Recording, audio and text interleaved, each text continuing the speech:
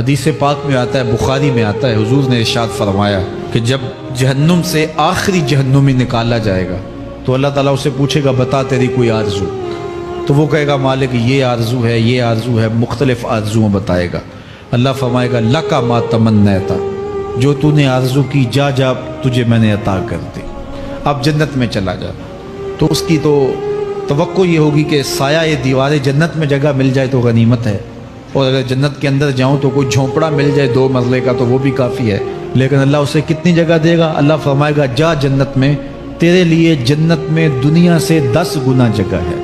تو کہا کہ دنیا سے 10 گنا جگہ تیرے لیے، اس کو یقین ہی نہیں آئے گا، وہ کہے گا تسخر وانت الملک، میرے رب تو بادشاہ ہو کے مجھ سے مذاق کر رہا ہے؟ اللہ فرمائے گا نہیں، تیرے لیے 10 گنا جگہ ہے، اور اس کے لیے 10 گنا جگہ ہوگی جو سب سے آخر میں جنت میں جائے۔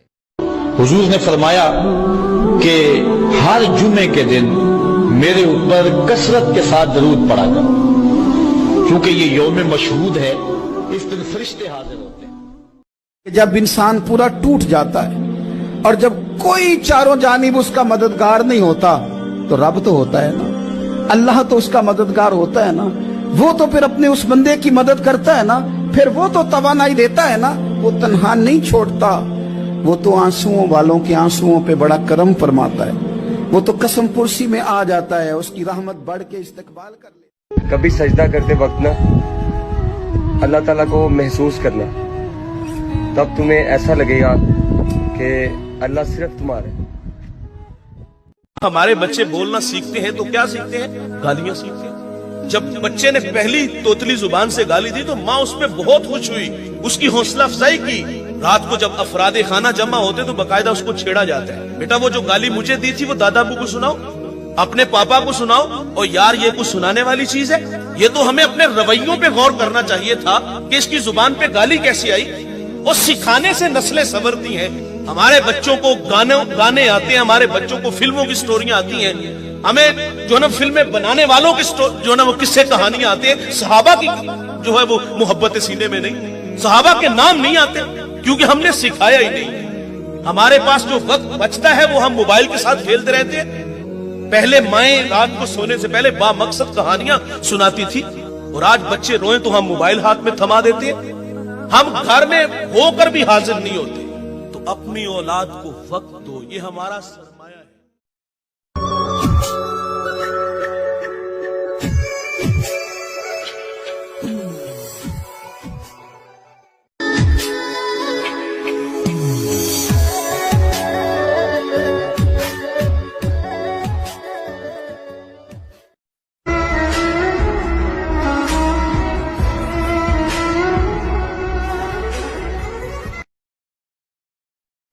قیمت پانی کی نہیں، پیاس کی ہوتی ہے، قیمت موت کی نہیں، سانس کی ہوتی ہے۔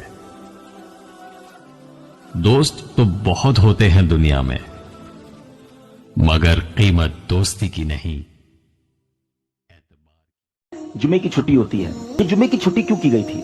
اس کا ریزن کیا تھا؟ جمعے کی چھٹی اس لیے ہوئی کہ جمعہ کا دن عبادت میں گزارا جائے، نماز جمعہ کی پراپر تیاری کی جائے۔ مسلمان ہیں تو ان کے لیے جمعہ کا دن عبادت کے لیے ہے۔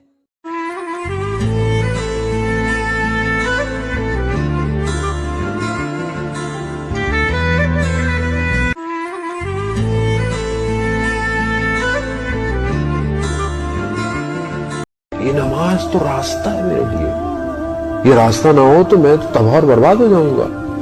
یہ 5 وقت کے سجدے نہ ہو تو میں تو غرور تکبر میں پڑ جاؤں گا، کیونکہ میں کسی کو سجدہ ہی نہیں کر رہا۔ میں سجدہ کروں گا تو مجھے میری اوقات نظر آئے گی کہ میں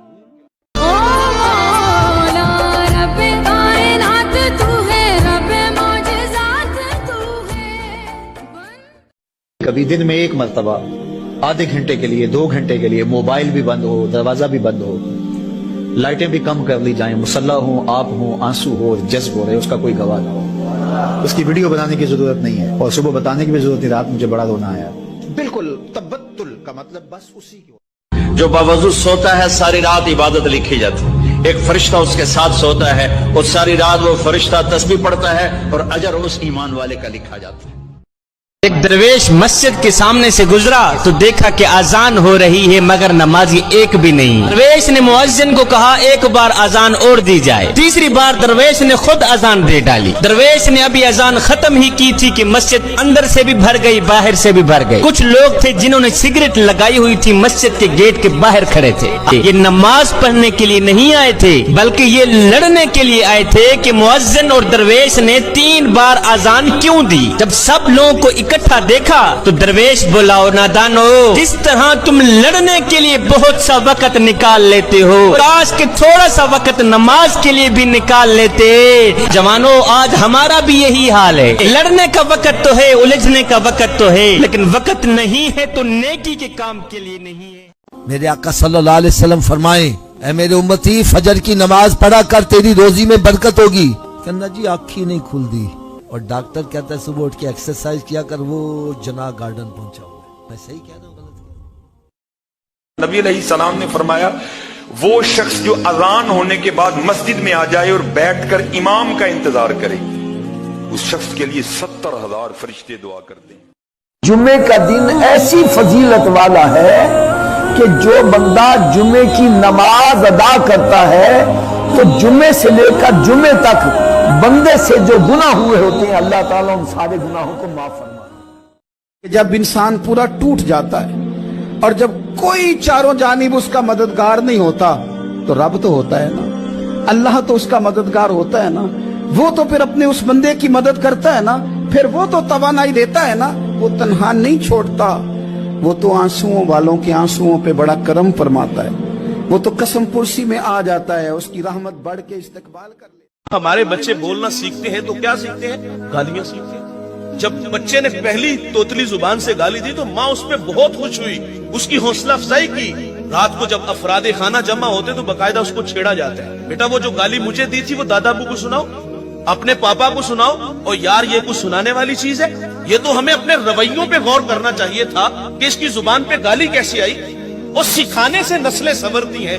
ہمارے بچوں کو گانے آتے ہیں، ہمارے بچوں کو فلموں کی سٹوریاں آتی ہیں، ہمیں جو نا فلمیں بنانے والوں کی جو نا وہ قصے کہانیاں آتے ہیں، صحابہ کی جو ہے وہ محبت سینے میں نہیں، صحابہ کے نام نہیں آتے کیونکہ ہم نے سکھایا ہی نہیں۔ ہمارے پاس جو وقت بچتا ہے وہ ہم موبائل کے ساتھ کھیلتے رہتے ہیں۔ پہلے مائیں رات کو سونے سے پہلے با مقصد کہانیاں سناتی تھی، اور آج بچے روئیں تو ہم موبائل ہاتھ میں تھما دیتے ہیں۔ ہم گھر میں ہو کر بھی حاضر نہیں ہوتے۔ تو اپنی اولاد کو وقت دو، یہ ہمارا